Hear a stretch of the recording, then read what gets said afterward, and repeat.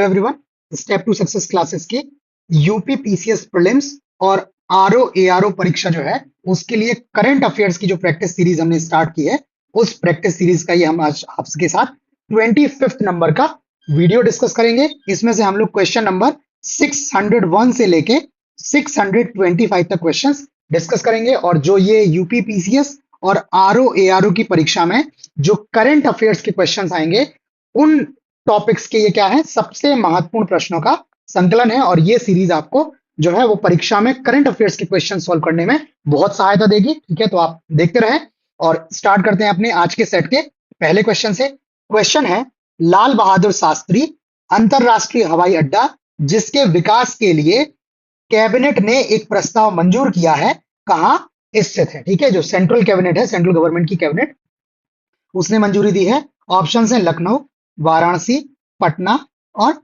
इलाहाबाद। तो सही जवाब ऑप्शन बी, ये उत्तर प्रदेश के बनारस में स्थित है लाल बहादुर शास्त्री अंतरराष्ट्रीय हवाई अड्डा, जिसके विकास के लिए जो है एक प्रस्ताव को मंजूरी दी है। प्रस्ताव जो था वो एयरपोर्ट अथॉरिटी ऑफ इंडिया या भारतीय विमानपत्तन प्राधिकरण का प्रस्ताव था। और इसके विकास में क्या किया जाएगा? नए टर्मिनल भवन, एप्रन एक्सटेंशन, रनवे एक्सटेंशन, समानांतर टैक्सी ट्रैक, ठीक है, आदि संबद्ध कार्यों का क्या किया जाएगा? वहां पर निर्माण किया जाएगा। जिसके पश्चात जो एयरपोर्ट है, इसकी जो यात्री हैंडलिंग क्षमता है, जितने यात्रियों को ये हैंडल कर सकता है, वो क्षमता क्या हो जाएगी? 9.9 मिलियन या 90 लाख यात्री प्रति वर्ष, मिलियन पैसेंजर पर एनम जो है वो हो जाएगी। और जो टर्मिनल भवन है उसको 6 मिलियन पर एनम जो है उसकी यात्रियों की क्षमता के हिसाब से संभालने के लिए क्या किया है? डिजाइन किया गया है, जो नए टर्मिनल भवन को। नेक्स्ट क्वेश्चन है, 18वीं लोकसभा का प्रोटेम स्पीकर किसे नियुक्त किया गया है? वीरेंद्र कुमार, भर्तृहरि मेहताब, कोडी कुंडल सुरेश, शंकर लालवानी।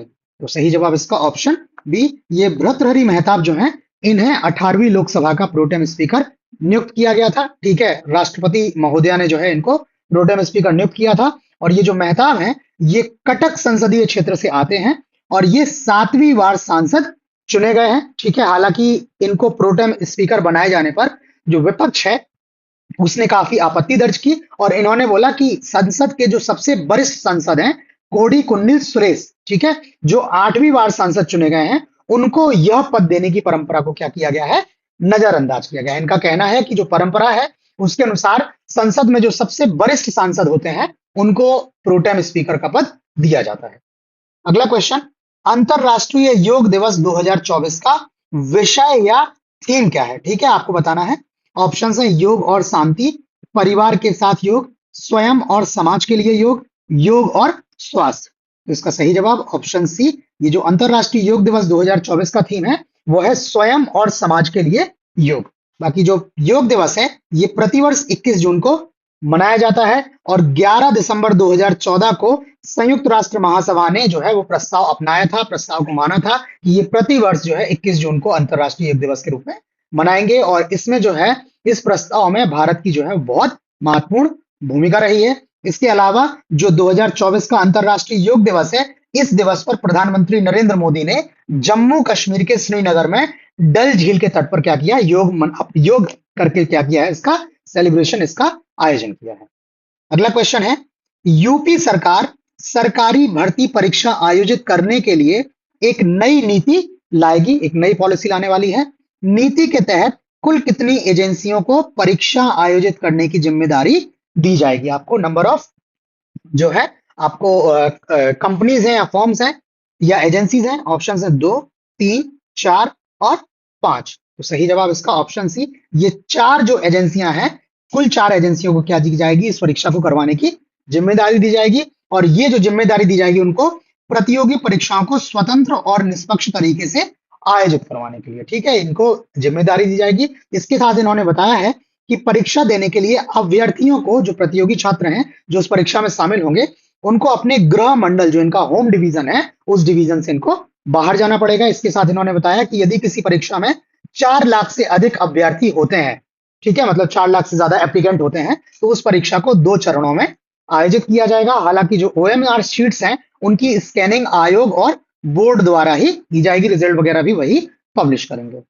नेक्स्ट क्वेश्चन, संयुक्त अरब अमीरात के तट पर स्थित किस द्वीप पर चौथी सदी का एक खोया हुआ शहर खोजा गया है? 4th सेंचुरी का एक लॉस्ट सिटी जो है वो खोजी गई है। अबू धाबी, सिनिया, दुबई और शारजाह। सही जवाब ऑप्शन बी, ये सिनिया द्वीप पर एक चौथी सदी का का लुप्त शहर जो है वो खोजा गया है, और इस शहर का जो नाम है वो है तुआम। और ये शहर जो है अपने मोती उद्योग के लिए बहुत ज्यादा प्रसिद्ध है, और इन्होंने बताया हुआ है कि ये तुआम शहर है, इसका जो इतिहास है वो कम से कम चौथी शताब्दी का है, मतलब चौथी शताब्दी में ये एग्जिस्ट करता था, और ये छठवीं शताब्दी या 6th सेंचुरी में जो था ये अपने चरम पर या पीक पर था। यहाँ राइट हैंड पे एक मैप लगा हुआ है जिसमें ये यूनाइटेड अरब एमिरेट्स रहा, और यहाँ पे जो आपका रहा ये रहा आपका सिनिया आइलैंड। ठीक है, अगला क्वेश्चन देखते हैं। वर्ष 2023 में एफडीआई फॉरेन डायरेक्ट इन्वेस्टमेंट या प्रत्यक्ष विदेशी निवेश प्रवाह के मामले में भारत का स्थान कौन सा है? 8वां, 10वां, 15वां और 5वां।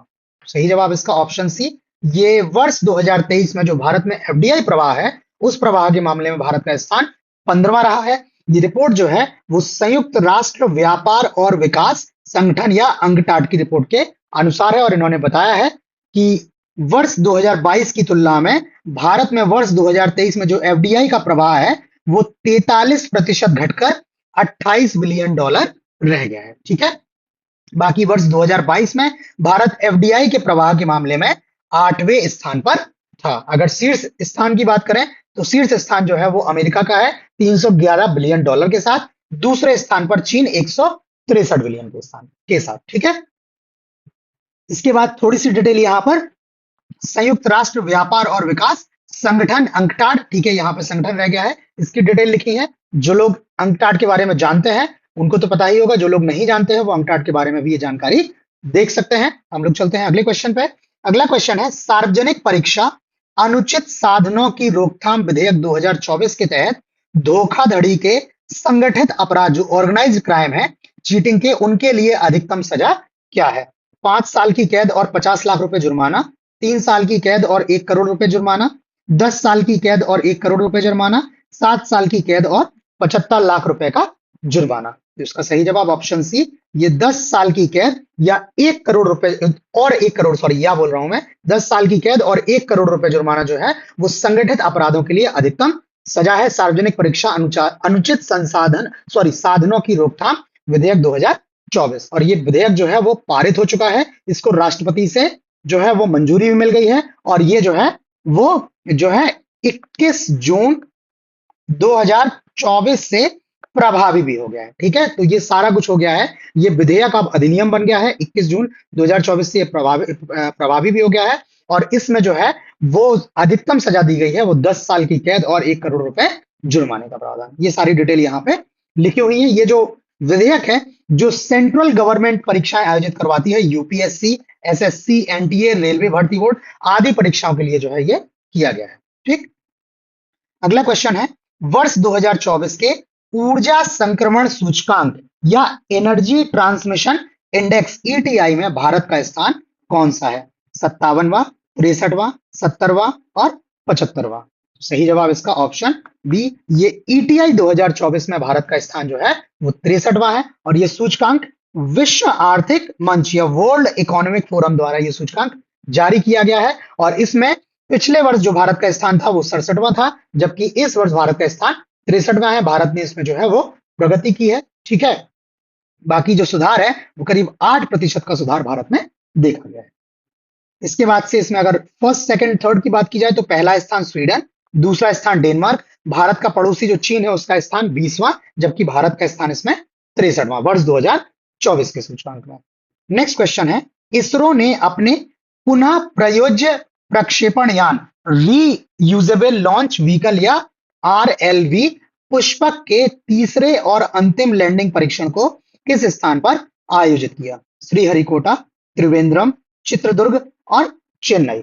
सही जवाब इसका ऑप्शन सी, ये इसरो ने जो अपने आरएलवी पुष्पक का तीसरा और अंतिम लैंडिंग परीक्षण किया है ये चित्रदुर्ग में, और चित्रदुर्ग में जो एरोनॉटिकल टेस्ट रेंज है उस टेस्ट रेंज में 23 जून को ये परीक्षण आयोजित किया गया। ठीक है, और ये जो मिशन था इसका नाम था RLV लेक्स 03, ठीक है, RLV लेक्स या लैंडिंग एक्सपेरिमेंट 03, इसमें इसने अपनी स्वायत्त लैंडिंग क्षमता का क्या किया है, पुनः प्रदर्शन किया है। इस RLV को चिनूक हेलीकॉप्टर द्वारा करीब 4.5 किलोमीटर की ऊंचाई से छोड़ा गया था और इसने जो है वो सफलतापूर्वक सटीक क्षैतिज या जो है हॉरिजॉन्टल लैंडिंग की हुई है। ये राइट हैंड पे जो है वो पुष्पक का चित्र भी लगा हुआ है, आप लोग देख सकते हैं। अगला क्वेश्चन है, IUCN ने अपनी लाल सूची रेड लिस्ट में आइबेरियन लिंक्स, ठीक है, की स्थिति को किस श्रेणी में बदल दिया है, ठीक है।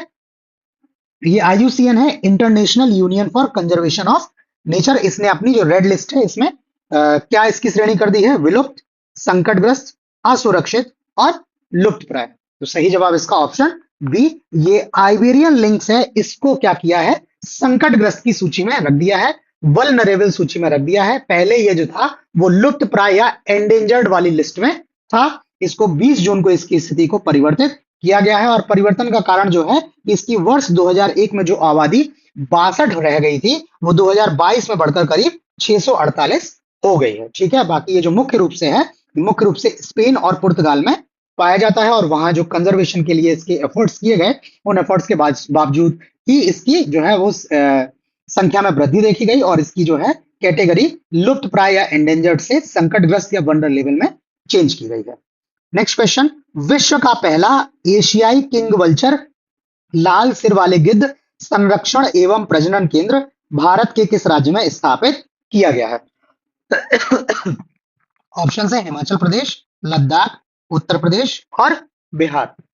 तो सही जवाब इसका ऑप्शन सी, ये उत्तर प्रदेश, और उत्तर प्रदेश के महाराजगंज जिले में जो है वो विश्व का पहला एशियाई किंग वल्चर या लाल सिर वाले गिद्ध के संरक्षण एवं प्रजनन के लिए केंद्र का स्थापना किया गया है, ठीक है। ये राइट हैंड में जो है इसकी जो गिद्ध की तस्वीर है वो लगी हुई है और ये जो लाल सिर वाले गिद्ध हैं ये वर्ष 2007 से ही IUCN की लाल सूची में गंभीर रूप से संकटग्रस्त वाली सूची में क्या किए हैं, ये शामिल है, ठीक है। और अब इन्हीं की संख्या में वृद्धि के लिए क्या किया जाएगा, इस महाराजगंज के सेंटर में क्या किया जाएगा, इनकी जनसंख्या को सुधार करने के लिए कार्य किया जाएगा। इनको जो मेन खतरा है वो उनके जो नेचुरल हैबिटेट्स हैं, जो इनके निवास स्थान है, उन निवास स्थानों को नुकसान हो रहा है। साथ ही जो घरेलू पशु हैं, ठीक है, उनमें डाइक्लोफेनाक का जो अत्यधिक उपयोग हो रहा है, उस उपयोग के कारण इनकी जनसंख्या को जो है वो खतरा है, ठीक है। और ये जो केंद्र है इसका नाम है जटायु संरक्षण एवं प्रजनन केंद्र, उत्तर प्रदेश के महाराजगंज जिले में। इस सीरीज में हम लोगों ने एक चीज ध्यान रखी है कि कोई भी क्वेश्चन जो उत्तर प्रदेश से रिलेटेड है उसको विशेष रूप से शामिल किया गया है ताकि ये यूपी पीसीएस और RO-ARO की परीक्षाओं में जिसकी पूछे जाने की संभावना बहुत ज्यादा होगी, उत्तर प्रदेश से रिलेटेड करंट भी पूछा जाता है तो आपका कोई भी क्वेश्चन मिस ना। नेक्स्ट क्वेश्चन है, चीन और फ्रांस द्वारा सबसे दूर के तारों में होने वाले विस्फोट का अध्ययन करने के लिए एक उपग्रह किस रॉकेट से लॉन्च किया गया है?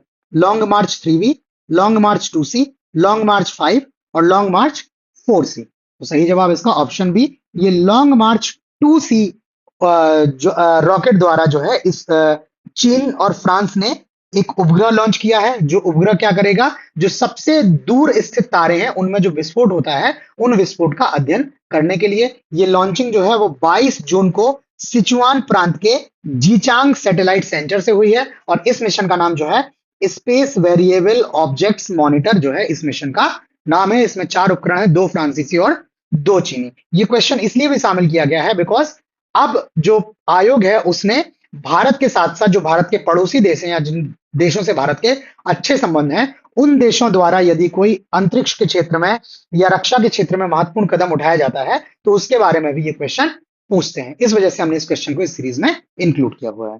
अगला क्वेश्चन, निम्न में से किस इस्लामिक देश की संसद ने हाल में हिजाब और अन्य पारंपरिक इस्लामी कपड़ों पर प्रतिबंध लगाने के लिए एक कानून पारित किया है?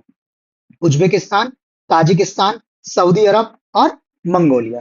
तो सही जवाब इसका ऑप्शन बी, ये ताजिकिस्तान देश की जो संसद है उसने हाल में हिजाब और अन्य पारंपरिक इस्लामिक कपड़ों पर प्रतिबंध लगाने के लिए एक कानून पारित किया है। ये इनके जो ऊपरी और निचले सदन है दोनों ने इसको क्या किया है, पारित किया है। और ये सरकार जो है करीब जो ताजिक सरकार है वो करीब 2007 से ही हिजाब को हटाने का कार्य इसने शुरू किया हुआ था, ठीक है। इसके साथ ही इन्होंने क्या किया है, छात्रों के लिए इस्लामी पोशाक और पश्चिमी शैली की मिनी स्कर्ट दोनों पर क्या कर दिया है, प्रतिबंध लगा दिया है। एक इन्होंने ड्रेस कोड भी जारी किया है, जो नीचे यहाँ पे चित्र लगाया हुआ है। इस तरह का ड्रेस जो है इन्होंने बताया है कि पुरुषों और महिलाओं को इस तरह के कपड़े पहनने चाहिए। नेक्स्ट क्वेश्चन, भारत का पहला भूमिगत कोयला गैसीकरण underground coal gasification pilot project कहां शुरू किया गया है? छत्तीसगढ़, झारखंड, उड़ीसा और पश्चिम बंगाल। सही जवाब इसका ऑप्शन बी, ये भारत का जो पहला यूसीजी या अंडरग्राउंड कोल गैसिफिकेशन जो पायलट प्रोजेक्ट है, ये झारखंड में और झारखंड के जामताड़ा जिले में कस्ता कोयला ब्लॉक में जो है ये शुरू किया गया है। और इसका उद्देश्य जो है वो कोयले को मीथेन, हाइड्रोजन, कार्बन मोनोऑक्साइड और कार्बन डाइऑक्साइड जैसी मूल्यवान गैसों में क्या करना है, परिवर्तित करना है, जिससे कोयले के मूल्य में क्या किया जाए, संवर्धन किया जाए और कोयला उद्योग में क्रांति लाई जाए। कोयले से क्या किया जाए, अधिक जो मूल्यवान वस्तुएं हैं उनको बनाया जाए। ठीक है।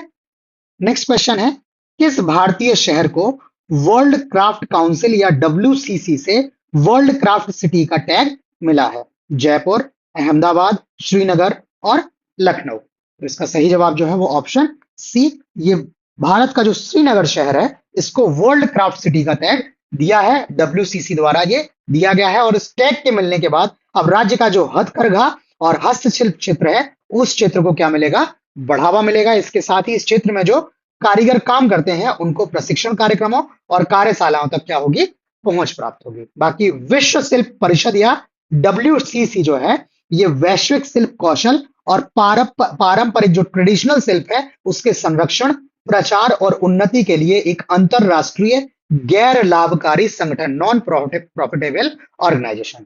ठीक है। अगला क्वेश्चन, किस भारतीय खिलाड़ी ने विश्व टेबल टेनिस कंटेंडर चैंपियनशिप में महिला एकल का खिताब जीतकर इतिहास रच दिया है? मनिका बत्रा, श्रीजा अकुला, सुतीर्थ मुखर्जी और अर्चना। तो सही जवाब इसका ऑप्शन बी, ये श्रीजा अकुला ने विश्व टेबल टेनिस कंटेंडर चैंपियनशिप में वुमेन्स के सिंगल का खिताब जीतकर क्या किया है, नया कीर्तिमान स्थापित किया है। यह प्रतियोगिता 19 से 23 जून तक लागोस नाइजीरिया में आयोजित की गई थी, जिसमें श्रीजा अकुला ने चीन की डिंग यीजी को हराकर जो है ये खिताब जीता हुआ है। और ये खिताब प्राप्त करने वाली जो है ये पहली भारतीय पेडलर। ठीक है। नेक्स्ट क्वेश्चन, राष्ट्रीय परीक्षण एजेंसी नेशनल टेस्टिंग एजेंसी के महानिदेशक या डायरेक्टर जनरल के रूप में किसको नियुक्त किया गया है? पंकज बंसल, गोविंद जायसवाल, प्रदीप सिंह खरोला और रणदीप गुलेरिया। तो सही जवाब इसका ऑप्शन सी, ये प्रदीप सिंह खरोला जी हैं, इनको NTA का नया महानिदेशक या डायरेक्टर जनरल जो है वो नियुक्त किया गया है। ये अभी जो है वो भारत व्यापार संवर्धन संगठन के अध्यक्ष और प्रबंध निदेशक भी हैं। ठीक है। और इनकी जो नियुक्ति है इसलिए इंपॉर्टेंट है बिकॉज अभी जो है कुछ परीक्षाओं के जो पेपर हैं वो आउट हो गए, लीक के मामले सामने आए, जिसके बाद जो है वो NTA की जो क्रेडिबिलिटी है लोगों ने उस पर सवाल उठाने स्टार्ट किए हैं कि NTA जिसका प्रमुख कार्य परीक्षाएं करवाना है, यदि वही एजेंसी क्या है जो एक अच्छे तरीके से पारदर्शी माध्यम से जो है परीक्षाएं आयोजित नहीं कर पा रही है, तो उस पर जो है सवाल उठाया है। बाकी जो NTA है इसकी स्थापना NTA की स्थापना नवंबर 2017 में हुई थी और ये शिक्षा मंत्रालय के उच्च शिक्षा विभाग के तहत एक स्वायत्त एजेंसी, ऑटोनॉमस एजेंसी है। नेक्स्ट क्वेश्चन, प्रतियोगी परीक्षाओं की प्रक्रिया में सुधार के लिए शिक्षा मंत्रालय ने किसकी अध्यक्षता में एक नया पैनल गठित किया है? गोविंद जायसवाल, BJ राव, के राममूर्ति और के राधा कृष्णन। तो सही जवाब इसका ऑप्शन डी, ये के राधा कृष्णन जो इसरो के जो है पूर्व प्रमुख हैं, ठीक है, एक्स चीफ है इसरो के, इनकी अध्यक्षता में जो है एक पैनल बनाया हुआ है शिक्षा मंत्रालय ने प्रतियोगी परीक्षाओं की प्रक्रिया में सुधार करने के लिए। ठीक है। इनका गठन जो है क्या है, परीक्षाओं का पारदर्शी, सुचारू और निष्पक्ष संचालन सुनिश्चित करने के लिए कमेटी बनाई गई है। ये कमेटी जो है वो परीक्षा की प्रक्रिया, NTA की संरचना और NTA की कार्यप्रणाली में सुधार पर अपनी सिफारिशें देगी और इसको अपनी सिफारिशें जो है वो 2 महीने के भीतर शिक्षा मंत्रालय को भेजनी है। अभी चूंकि ये परीक्षा का जो मुद्दा रहा है, परीक्षाओं में पेपर लीक का मुद्दा बहुत गर्म रहा है, इस वजह से ये क्वेश्चन जो है वो इंपॉर्टेंट हो जाते हैं। आप इनको कैसे भी करके छोड़िएगा मत। साथ ही साथ आपको ये क्वेश्चंस, ये वीडियोस, डिटेल्स कैसी लग रही हैं, हमें लाइक करके, वीडियो को लाइक करके और कमेंट करके अपना फीडबैक भी साथ साथ हमें देते रहें। आपका फीडबैक बहुत इंपॉर्टेंट है। इसी फीडबैक के माध्यम से हमें पता लग पाएगा कि आप इन सब चीजों से कितना कनेक्ट कर पा रहे हैं। बाकी आप तैयारी में बिल्कुल भी कमी मत छोड़िए। आप परीक्षा में बहुत दिन नहीं रह गए हैं, ठीक है, परीक्षा अब एकदम निकट है, तो आप पूरी तरह से अपनी तैयारी करते रहिए। अगला क्वेश्चन है, संयुक्त राष्ट्र लोक सेवा दिवस किस तिथि को मनाया जाता है? 20 जून, 23 जून, 25 जून और 28 जून। सही जवाब इसका ऑप्शन बी, प्रतिवर्ष 23 जून को संयुक्त राष्ट्र सेवा दिवस के रूप में मनाया जाता है, ठीक है। और इसको मनाने का जो उद्देश्य है वो क्या है? सामुदायिक विकास और कल्याण को बढ़ावा देने में सार्वजनिक सेवा की भूमिका का अनुस्मारक है, ठीक है। मतलब उसको, लोगों को उसके बारे में क्या करना है? इन्फॉर्म करना है, उनको याद दिलाना है। अगला क्वेश्चन है, घरेलू एयरलाइन बाजार डोमेस्टिक एयरलाइन मार्केट में भारत की वर्तमान स्थिति क्या है? पहला, दूसरा, तीसरा और चौथा। तो सही जवाब इसका ऑप्शन सी, ये जून 2024 में घरेलू एयरलाइन बाजार में भारत की स्थिति क्या थी? तीसरे स्थान पर थी। विश्व में जो है वो तीसरा सबसे बड़ा घरेलू एयरलाइन बाजार जो है वो भारत का है। और भारत जो है पहले 5वें स्थान पर था, लेकिन इसने ब्राजील और इंडोनेशिया के घरेलू एयरलाइन मार्केट को पीछे छोड़ते हुए तीसरा स्थान हासिल कर लिया है। अब केवल अमेरिका और चीन ही है जो भारत से क्या है, जिनका जो घरेलू विमानन बाजार है वो भारत से बड़ा हुआ है, ठीक है। बाकी भारत की जो हवाई अड्डों की संख्या है ये 74 से बढ़कर करीब 157 हो गई है। अगला क्वेश्चन, भारत ओलंपिक अनुसंधान एवं शिक्षा केंद्र बी कॉर का उद्घाटन कहाँ किया गया है? नई दिल्ली, मुंबई, गांधीनगर और चेन्नई।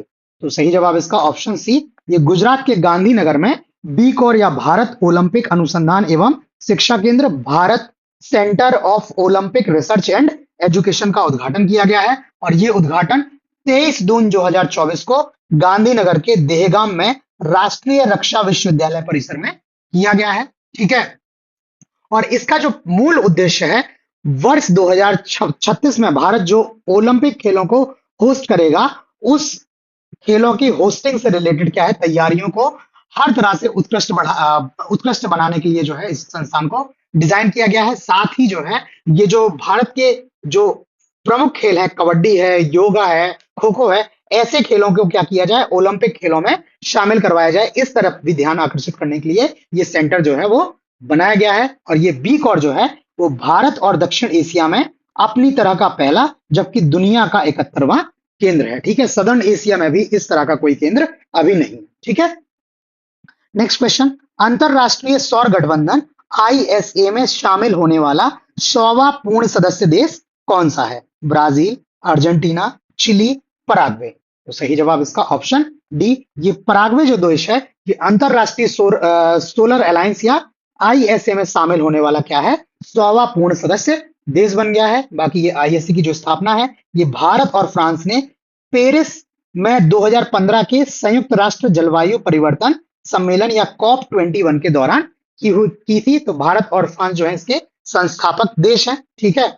बाकी जो है इसमें भारत जो है बहुत ज्यादा प्रयासरत है कि भारत जो है इसको सफल बनाए। और इसका जो उद्देश्य है, दुनिया भर में सौर ऊर्जा के उपयोग को क्या करना है, बढ़ावा देना है, ठीक है। तो पराग्वे जो हुआ आपका 100वां सदस्य हुआ। इसके पहले स्पेन जो है ये 99वें सदस्य के रूप में शामिल हुआ था। ये मई 2024 में हुआ है। और पराग्वे जो शामिल हुआ है ये जून 2024 में शामिल हुआ है, ठीक है।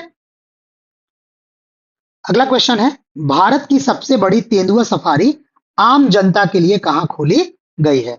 Ranthambore national park, Bandhavgarh national park, Bannerghatta जैविक उद्यान और शिमली पाल नेशनल पार्क। तो सही जवाब इसका ऑप्शन सी, ये बनेरुघट्टा जैविक उद्यान जो है, यहां पर भारत की सबसे बड़ी तेंदुआ सफारी जो है वो आम जनता के लिए खोली गई है। और इस सफारी में करीब 8 तेंदुओं को छोड़ा गया है, जबकि इसमें पहले से ही शेर, बाघ और स्लॉथ भालू जो है वो पाए जाते हैं। अगला क्वेश्चन, पहला अंतरराष्ट्रीय डेयरी फेडरेशन एशिया प्रशांत शिखर सम्मेलन कहां आयोजित किया गया? दिल्ली, मुंबई, चेन्नई और कोच्चि। तो सही जवाब इसका ऑप्शन डी, ये पहला अंतरराष्ट्रीय डेयरी फेडरेशन एशिया प्रशांत शिखर सम्मेलन जो है वो कोच्चि में 26 से 28 जून के बीच में आयोजित किया गया है, ठीक है। और इसका जो आयोजन है वो केंद्रीय मत्स्य पालन, पशुपालन और डेयरी मंत्रालय, इसके साथ राष्ट्रीय डेयरी विकास बोर्ड और अंतरराष्ट्रीय डेयरी फेडरेशन, इन सब के द्वारा मिलकर संयुक्त रूप से किया गया है। और इसका जो उद्देश्य है वो है एशिया प्रशांत क्षेत्र और विश्व स्तर पर डेयरी क्षेत्र को प्रभावित करने वाले प्रमुख मुद्दों को सामूहिक रूप से क्या करना है, संबोधित या एड्रेस करना है। उनको कैसे जो है वो कम किया जाए, उसके जो प्रभाव है उसको कैसे कम किया जाए और कैसे इस क्षेत्र में विकास किया जाए, ठीक है, उस पर जो है वो चर्चा। नेक्स्ट है, भारतीय और मिस्र की वायु सेनाओं के बीच आयोजित होने वाले संयुक्त अभ्यास को किस नाम से जाना जाता है? युद्ध अभ्यास, गरुण शक्ति, वरुण और होपेक्स। तो सही जवाब इसका ऑप्शन डी। ये भारत और इजिप्ट की वायु सेनाओं के बीच में जो संयुक्त अभ्यास होता है सैन्य अभ्यास प्रशिक्षण के लिए, इसका नाम है ओपेक्स। और वर्ष 2024 का जो ओपेक्स है वो 21 से 26 जून के बीच मिस्र में आयोजित किया गया है, ठीक है। इसमें जो है वो भारत की वायुसेना की तरफ से राफेल लड़ाकू विमान जो है वो मिस्र पहुंचे हुए थे और कई चित्र भी आए थे जिसमें राफेल लड़ाकू विमान जो है वो मिस्र के जो पिरामिड हैं उन पिरामिडों के ऊपर से उड़ते हुए दिखाए गए थे। बाकी इस अभ्यास का जो उद्देश्य है वो है दोनों देशों के बीच द्विपक्षीय और क्षेत्रीय सहयोग को बढ़ावा देना, जो दोनों देशों के बीच दीर्घकालिक संबंधों का प्रतीक है। भारत और मिस्र जो है वो कई वर्षों से आपस से जुड़े हुए हैं, उनके बीच अच्छे संबंध। इस तरह से जो यूपी पीसीएस और आरओ की परीक्षा है उसके लिए जो करंट अफेयर्स की सीरीज हमने स्टार्ट की है उस सीरीज का 25th वीडियो जो है वो कंप्लीट हो जाता है और आपके जो है वो करंट अफेयर्स के कुल अभी तक कितने क्वेश्चंस हो गए हैं? 625 क्वेश्चंस हो गए हैं। ये सारे क्वेश्चंस जो हैं वो डिटेल्स हैं, इनमें विशेष ध्यान रखा गया है कि उत्तर प्रदेश की कोई भी जानकारी पीछे ना छूटे, ठीक है। तो आप इन वीडियोस को लगातार जुड़े देखते रहें। बाकी आपको ये सीरीज कैसी लग रही है, वीडियोस कैसे लग रहे हैं, इसके बारे में हमें लाइक और कमेंट करके अपना फीडबैक जरूर देते रहें। तो इस वीडियो में इतना ही, बाकी नए क्वेश्चन के साथ जल्द मिलते हैं, तब तक के लिए धन्यवाद।